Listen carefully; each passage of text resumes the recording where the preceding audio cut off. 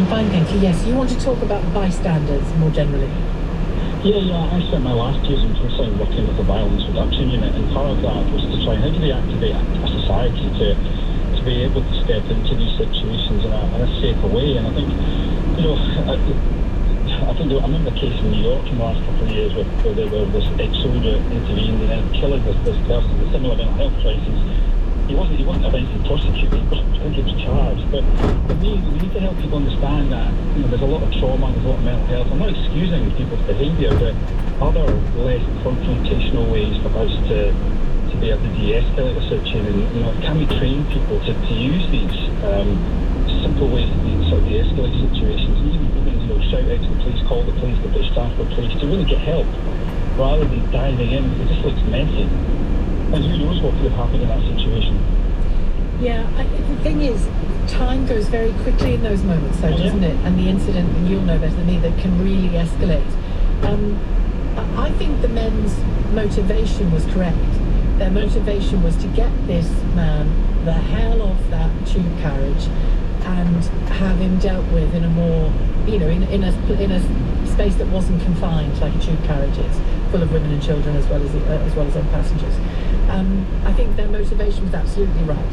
I think if you watch the full video, and I don't know whether you have, that they do end up kicking him hard multiple times, more than seemed necessary to me looking at the video.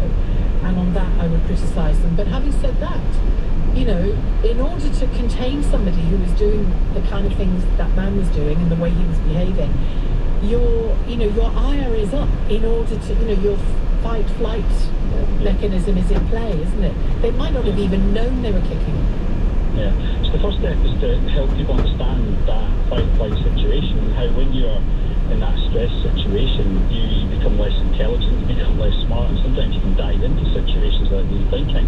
And that's why it's important we do think, is there a place in society for us to train people to actually be more active? We've done it with sexual harassment, sexual violence with trains. Why can't we do it with other situations? How do we train people to be aware of that heart rate that's going up?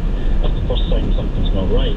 But is there other less confrontational ways? Because I think you're right, their motivation was we're doing a good thing. That's what we want people to do.